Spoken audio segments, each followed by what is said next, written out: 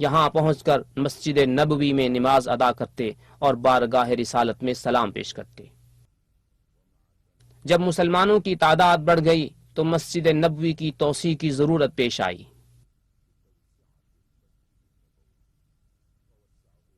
چنانچہ سن 7 ہجری میں نبی اکرم صلی اللہ علیہ وسلم نے اس کی توسیع فرمائی۔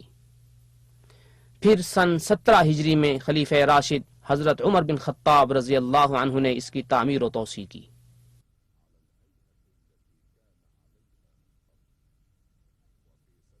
سن 30 ہجری میں حضرت عثمان بن عفان رضی اللہ عنہ نے منقش پتھروں سے اس مسجد کی تعمیر و توسیع کی۔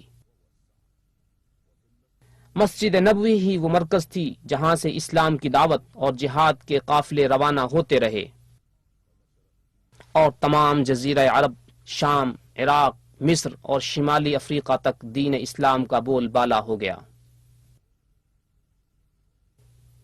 اموی خلافت میں دارالحکومت دمشق منتقل ہو گیا، جس سے حکومتی زندگی کی رونق اور سیاسی ہنگامہ بھی وہیں منتقل ہو گیا۔